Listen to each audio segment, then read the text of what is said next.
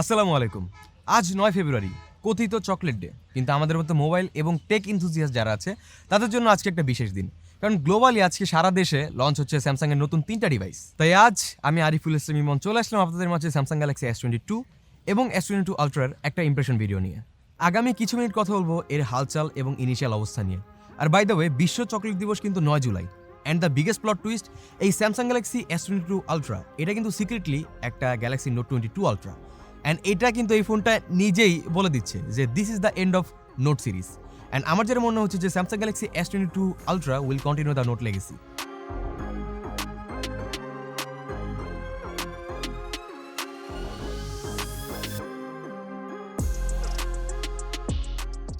Thanks Samsung Bangladesh for this S22 ultra and S22 plus.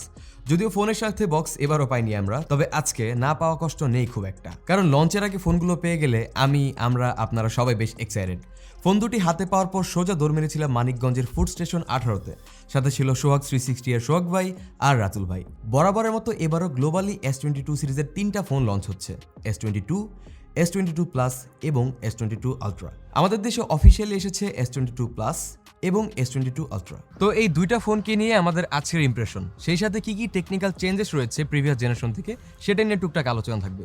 But মজার বিষয় হচ্ছে এবার আমরা কিন্তু S22 আলট্রার পাশাপাশি পেয়েছি S22 প্লাসও।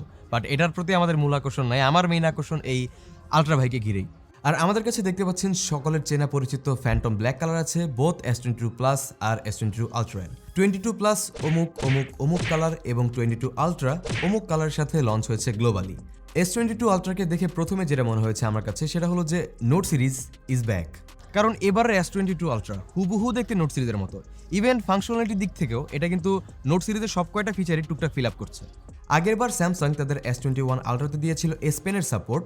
নোট সিরিজের S পেনের মতো অনেক গুরুত্বপূর্ণ ফিচারও থাকছে এবারের এই S পেনে। জোস একটা জিনিস, একটা গোটা নোট সিরিজের হারানো শখ অনেকটা হলেও দূর করতে সক্ষম এবারের S22 আলট্রা। এরপর পিছে তাকাতে একটু কনফিউজড হয়ে গেলাম সবাই। প্রথমত লিক হওয়া রেন্ডার ইমেজগুলো রিয়েল ছিল প্রতিবারের মতো।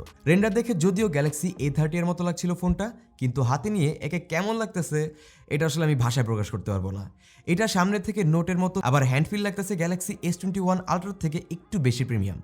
এবার কোনো ক্যামেরা বাম্প নেই, সব কয়টা ক্যামেরাই একটু করে এলিভেটেড করে দেওয়া। S21 আলট্রাতে অনেকেই বিরক্তির কারণ ছিল ক্যামেরা বাম্প নিয়ে, সেটা আর থাকছে না এবার অন্তত।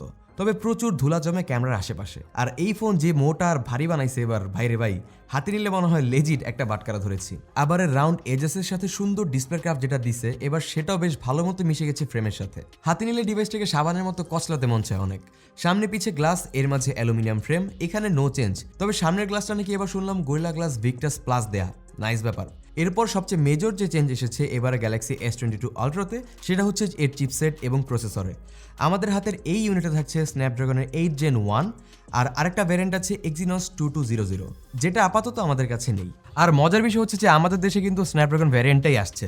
সবার সবসময় প্রত্যেকটা স্যামসাং ডিভাইস নিয়ে কথা থেকে এটাই যে আমাদের দেশে স্ন্যাপড্রাগন ভ্যারিয়েন্ট কবে আসছে। সো হিয়ার ইট ইজ, এই ফোনটা বাংলাদেশ হাজির হবে স্ন্যাপড্রাগন ভ্যারিয়েন্ট নিয়ে। নতুন স্ন্যাপড্রাগন 8 Gen 1 নিয়ে যদি কিছু কথা বলি, এইটা একটা 4 ন্যানোমিটার ফ্যাব্রিকেশনে বিল্ড করা অক্টা কোর চিপসেট, যার একটা থাকছে 3 GHz এর Cortex X2 কোর, আর তিনটা হচ্ছে 2.5 GHz এর Cortex A70 কোর, আর বাকি চারটা পাওয়ার এফিশিয়েন্ট 1.8 GHz এর Cortex 510 কোর।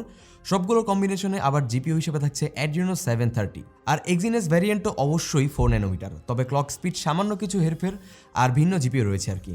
থাকছে একটা Cortex X2 কোর, কিন্তু ক্লক স্পিড 2.8 GHz এর, সাথে সেম ক্লক স্পিডের Cortex A70 কোর রয়েছে তিনটা, আর বাকি চারটা যে power efficient core Cortex A510 based, তা এখানে 1.7 GHz এর। আর জিপিইউ হিসেবে থাকছে Xclipse 920। র্যাম হিসেবে থাকছে 8GB আর 12GB অপশন, আর স্টোরেজ অপশন হিসেবে থাকছে 128 থেকে 512GB পর্যন্ত। স্যামসাং এখানে একটু স্টেপ ব্যাক করেছে, মানে সর্বনিম্ন র্যাম আগে যেখানে ছিল 12GB সেখানে এবার 8GB, আর সর্বোচ্চ 16GB র্যাম থেকে নেমে 12GB। এক্স্যাক্ট রিজন আমি বলতে পারছি না, আমাদের দেশে এর একটাই ভ্যারিয়েন্ট আসবে অফিসিয়ালি, সেটা হচ্ছে 12256GB অপশন। সো বেশ ওয়ার্থ দি চয়েস এবং ওয়ার্থ দি অপশন আমার মতে আপাতত। বাট এখন কথা হচ্ছে স্ন্যাপড্রাগন এইটার ভালো নাকি Exynos 2200 ভালো, সেটা এখনই বলা যাচ্ছে না, কারণ ফোনটা কেবল আমরা হাতে পেয়েছি এবং প্রপার টেস্টিং এর পর সেটা ফুল রিভিউতে অবশ্যই আমরা মেনশন করব। ফোনটার সফটওয়্যার সাইডে কথা বললে এতে থাকছে one UI 4.1 based on Android 12। বেশ ফ্লুয়েন্ট এবং সুন্দর একটা ইউআই লাগে এই ওয়ান ইউআই আমার কাছে। নতুন ওয়ান ইউআই 4.1 থাকছে বেশ কিছু সুন্দর অ্যানিমেশন এবং অ্যান্ড্রয়েড 12 এর টুকটাক কিছু ফিচার। ভিডিও এমনি বড় হয়ে যাচ্ছে, তাই আজকের ভিডিওতে এই ওয়ান ইউআই নিয়ে বেশি কিছু বলছি না। তবে একটা কথা বলতেই হবে, জানি আমরা সবাই খুব এক্সাইটেড যে কিনা স্যামসাং কথা দিয়েছে এবার 4 বছর সফটওয়্যার আপডেট দিবে, আর সেই সাথে 5 বছরের সিকিউরিটি প্যাচ আপডেট তো থাকছেই। ফোনটা বাইরে থেকে দেখলে মনে হতে পারে যে একটা চেঞ্জেস এসেছে, বাট ইন্টারনালি টেকনোলজির খুব একটা পরিবর্তন হয়নি। এই ফোনে এতক্ষণ পর্যন্ত যেসব টুকটাক চেঞ্জ ছিল সেসব নিয়ে তো কথা বললাম, আর এখন থেকে যেসব কথা বলবো মানে যেসব সেকশন নিয়ে কথা বলবো সেই সকল সেকশনে আমরা খুব একটা চেঞ্জেস লক্ষ্য করতে পারিনি। শুরুতেই থাকছে ক্যামেরা, আর এবারের ক্যামেরা হুবহু আগের বারের মতোই, থাকছে না কোনো মেজর পরিবর্তন। এই যে 4টা ক্যামেরা সেটআপ হুবহু S21 আলট্রার মতোই। 108 মেগাপিক্সেলের প্রাইমারি সেন্সর, আগের বারের মতো একই ফোকাল লেন্থ, একই সাইজের সেন্সর, সবকিছু একই। সেই সাথে আগের বারের মতোই 10 মেগাপিক্সেলের টেলিফোটো আর পেরিস্কোপ টেলিফোটো লেন্স, আর 12 মেগাপিক্সেলের আলট্রাওয়াইড লেন্সও থাকছে। সেই সাথে সামনে থাকছে 40 মেগাপিক্সেলের ক্যামেরা। কিছু ফটো স্যাম্পল দিচ্ছি, দেখে নিন। ভিডিও সেকশনের আগের বারের মতোই, মানে 8K 24 FPS A, 4K 30 to 60 FPS A, R 960 FPS পাবেন 720p রেজুলেশনে, সব একই। ক্যামেরা নিয়ে আসলে আমরা সেভাবে টেস্ট করার খুব একটা সুযোগ পাইনি, যেহেতু ফোনটা পেলাম মাত্র একদিনের জন্য। বাট যেহেতু বেটার আইএসপি ইউজ করা হয়েছে, সেখানে ধারণা করা যাচ্ছে যে ক্যামেরাতে কিছুটা ইম্প্রুভমেন্ট থাকবে, যদিও সেটা বলা যাবে ফুল রিভিউতে, এখন এই সব কিছু সলিডভাবে বলা যাচ্ছে না। অ্যান্ড লাস্টলি এর ডিসপ্লে, এখানেও নো মেজর চেঞ্জ, প্রায় সেম ডিসপ্লে টেকনোলজি, রেজুলেশন থেকে শুরু করে প্রায় সব কিছুই আগের মতো। ইভেন ডিসপ্লে সাইজও 6.8 ইঞ্চ থাকছে এবারের S22 আলট্রাতে। থাকছে সেম ছোটোখাটো 5 হোলওয়ালা AKA infinity O dynamic AMOLED 2x display with 120 hertz refresh rate. But এবারে রিফ্রেশ রেট 1 হার্টজ থেকে 120 হার্টজ পর্যন্ত মুভ করতে পারবে, মানে ভ্যারিয়েবল রিফ্রেশ রেট যেটাকে বলে আর কি। ডিসপ্লে এক্সপিরিয়েন্স ছিল বরাবরের মতো অ্যামেজিং। ডিসপ্লের ইনিশিয়াল ইমপ্রেশনে যদিও S21 আলট্রার মতো লাগে, বাট S22 এর ডিসপ্লের ব্রাইটনেস ছিল S21 এর থেকে কিছুটা বেটার, কারণ এই ডিসপ্লের পিক ব্রাইটনেস 1750 নিটস দিছে এবার, যেটা স্যামসাং বলছে। তাছাড়া এমনিতেই স্যামসাং এর ডাইনামিক অ্যামোলেড ডিসপ্লে অসাধারণ জিনিস, সো নো ডাউট। তবে বেজেল ছোট থাকলেও নিচের চিন এরিয়াটা কিছুটা বড় লেগেছে আমার কাছে, যেখানে যদি আপনারা একটু S22 প্লাসটা দেখেন, এখানে কিন্তু নিচের বেজেল এরিয়া এবং চিন পুরোটা একটা সিমেট্রিক্যাল, যেটা এই S22 আলট্রাতে থাকছে না, সিমেট্রিটা প্রপার না। বাদ বাকি ডুয়েল স্টেরিও স্পিকার লাউড আছে, থাকছে IP68, আলট্রাসনিক ফিঙ্গারপ্রিন্ট আছে যেটার পজিশন ছিল ঠিকঠাক, তবে ব্যাটারিতে এসেছে হালকা পাতলা পরিবর্তন। 5000 mAh ব্যাটারি দিছে এবার উইথ 45 ওয়াট ফাস্ট চার্জ 2.0। তো মোটামুটি এই সব কিছু মিলিয়েই এবারের আলট্রা ভাই, বাট আমার কাছে স্মার্ট মুভ মনে হয়েছে যে S সিরিজ এবং নোট সিরিজ একসাথে ইন্টিগ্রেট করে একটা হাইব্রিড সলিউশন বানানোর। এখন আমার কথা হচ্ছে, তারা যে পরিবর্তন এবার এনেছে সেটা প্রশংসনীয়, তবে তারা পরবর্তীতে কোনো এক সময় যদি এইসব পরিবর্তন এবার বাদ দিয়ে দেয়, তাহলে কিন্তু এই গ্যালাক্সি S সিরিজ আর নোট সিরিজের ফিল কোনো অর্থেই থাকবে না। এর বাদে আমার কাছে বেশ ভালো লেগেছে এবার আলট্রা ভাইকে, মাইনর কিছু চেঞ্জ হলেও বেশ ইমপ্রেসিভ একটা ডিভাইস সোফার। এরপর কথা বলা যাক আলট্রা ভাইয়ের ছোট ভাই S22 প্লাস ভাই। এই ফোনটার জন্য পার্সোনালি আমার মন খুব একটা টানে না, কারণ আমি ফিল পাচ্ছিলাম যে এটা S21 বা S21 এফির মতো একটা ডিজাইন ল্যাঙ্গুয়েজ, বাট তাও এই ফোনটা কিন্তু খুব ছিমছাম ছোটোখাটো কিউট একটা ডিভাইস। হাতে বেশ সুন্দর মতো এটে যায় ফোনটা, তো সেই সাথে আবার ওয়েট ব্যালেন্সও ছিল বেশ ভালো। 195 গ্রাম ওয়েটের এই ফোন ইউজ করে বেশ ভালো শান্তি পেয়েছি।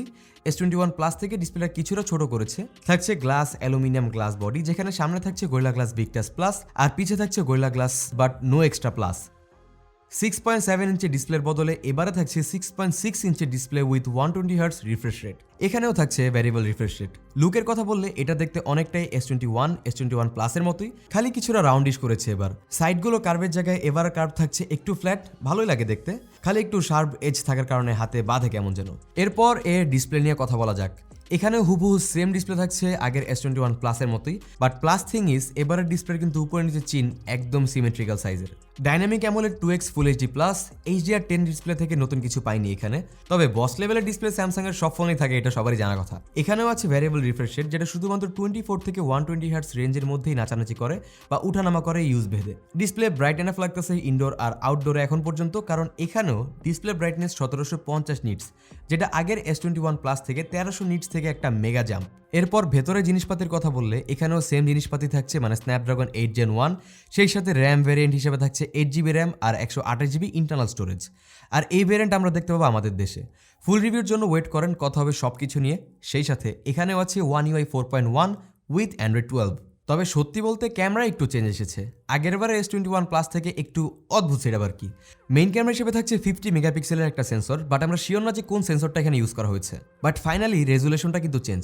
আলট্রা ওয়াইড আর ফ্রন্ট ক্যামেরা যা দেখলাম সেম আগেরবারের মতোই, কিন্তু টেলিফোটো লেন্স যেটা ছিল 64 মেগাপিক্সেলের সেটা জায়গায় এবার দিছে 10 মেগাপিক্সেলের একটা সেন্সর। একটু অদ্ভুত সেট আপ অবশ্যই।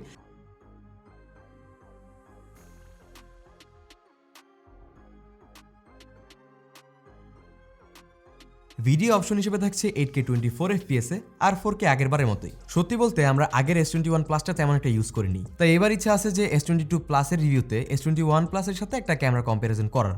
এই চেঞ্জটা আসলে কতটুকু সেটা বোঝার জন্য। এরপর বাকি সব কিছু থাকছে মোটামুটি same. Dual stereo speaker, IP68 water and dust resistant, ultrasonic fingerprint, এই তো।